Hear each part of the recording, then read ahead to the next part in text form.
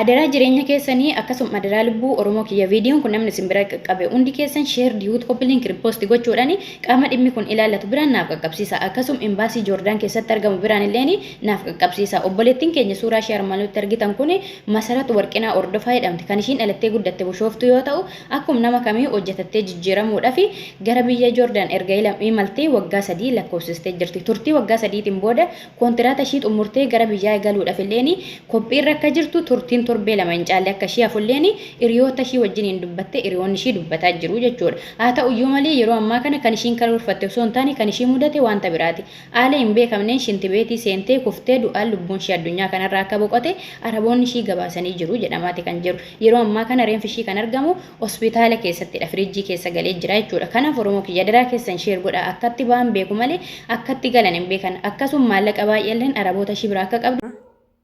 Shamarran gola madaamii keessa jirtu maaliif akkanatti dhumachaa jiru garuu keessattuu galuuf yeroo qophaa'an gara biyya ofii galuuf meeshaa ofii qopheeffatanii nan gala jedhanii yeroo ka'anii torbee 2 torbee 3 yoo nafaafu ijoollee baay'eedha galuuf jiini tokko hafe galuuf torbee 2 hafe duutee reeffa galaa jira jedhu ani kan jedhu madaamota tajjeesamoo waaquma tajjeesamoo ani gaafii guddaas natti uumee jira jechuudha.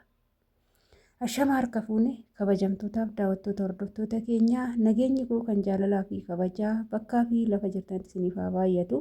Anis obboleettiin keessan bakkaa fi lafa hin jirutti waaqayyoof galannaa ga'u nagaa fayyaa kootidha. Egaa warroonni mana kiyyaaf haaraa taatan laayik sheer sabiskiraayib gochuun gara maamila keenyatti dabalamaa isiniin jecha akkuma jalqaba irratti viidiyoo argitanii jechuudha.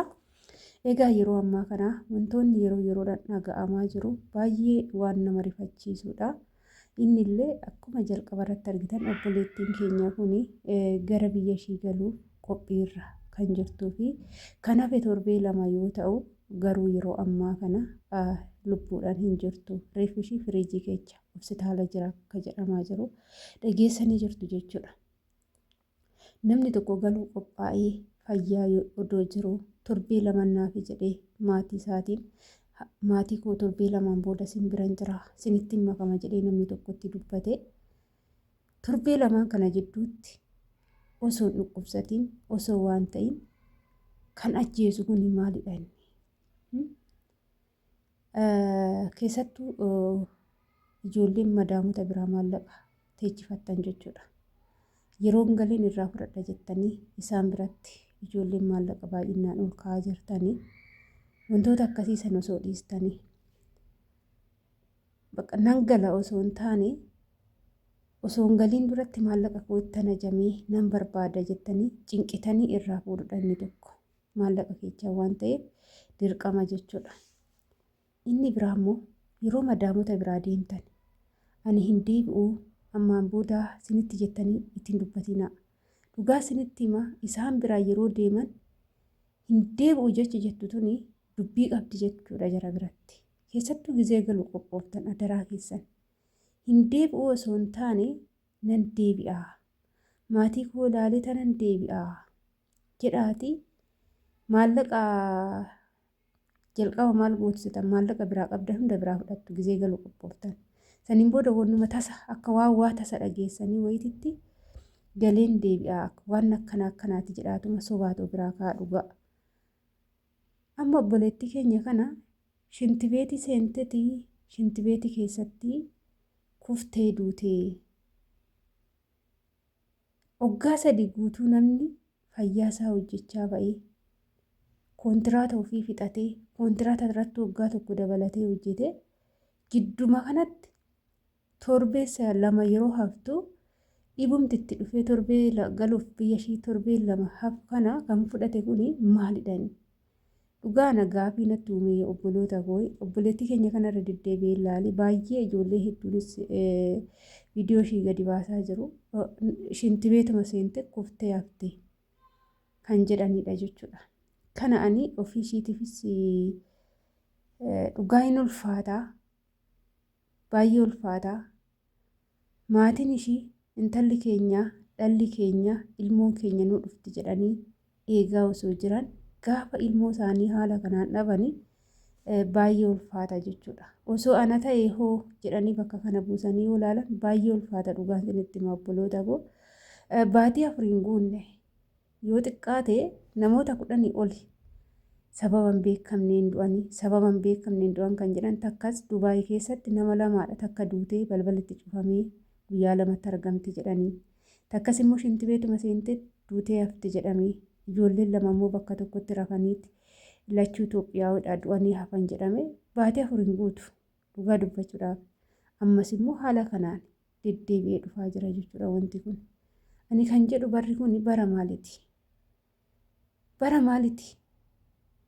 Dhaloonni keenya ijoolleen keenya biyya keessattis biyya alaattis akkuma qaldiititti amma dheengadda haadha manaa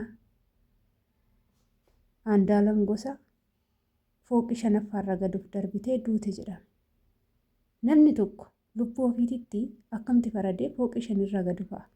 Ani bakka duuti bara kana kun shinti beetii seenee du'e jedhu kun fooqirra ba'ee gaduuf darbe jedhu. Qo'a barri kun bara maaliiti? Haroo of eeggachuun nama barbaachisa. Dhugaa of eeggachuu sirriitti nama barbaachisa. Inni obboleettii keenya kana madaamin ishii biraa maallaqa guddaa qabdiidha akka odeeffannoon dhagahamaa jirutti. Maallaqa oduu biraa qabdu immoo galuufis qophoofteerti. Kontiraata ishii waggaa 3 xumurtee jirti. Galuuf madaamonni ishiitis ni beeku akka ishiin galuuf qophoofte. Inni akka nutti fakkaatutti ishiin maallaqa biraa qabdu kana naa kennaa jetteeni. Maallaqa kana kennuufii didaaf sobanii shinti beetii seentee duute haa jedhanii waa godhan ta'ee obboloota koo waan biraas hin jedhan. Mana madaamii keessatti madaamii shakkita yoo qabaattan jechuudha. Shakkullee yoo barbaattani midhaan siniin duuba lafa sinii godhamillee nyaatina. Dhugaan siniin jedhan midhaanuma nyaatuma kanaayyuu isin biraa deemtanii lafa sinii godhanii deemu nyaadhi kan siniin jedhanii amantanii nyaatina. Yoo isin bira jiraattan kan isaan ofii isaaniitirraa nyaatan sanirraa yoo ta'e yookaan immoo isa san nyaadhoo siniin jedhan hin nyaatina jechuudha. Ani dhugaana sodaachise waan ta'eef ijoolleen salphumatti duuti salphuma taatee haala kanaanidha. Amma hundaafuu viidiyoo kana laayik sheer gochuudhaanii akka reeffi obboleettii keenyaa kuni biyya Joordaan hospitaala Joordaan keessaa gara biyyaa akka nuu galu jecha rumaatiin illee sheer gochuudhaanii qaama gargaaruu danda'u qaama imbaasii Joordaan akka dhageetti godhamu. Inna obboleettiin keenya kun sababa maaliitiif akka duute maal taateet akka duutes akka qoratamee irra ga'amu dirqama viidiyoon sheer ta'uu qaba. Namni tokko waa rakkatu malee lafaa ka'ee namni hin du'an jedhamu lubbuun ilma namaa qalbiitti akka qalbiitti ba'an kanaa miti garuu hin ulfaata.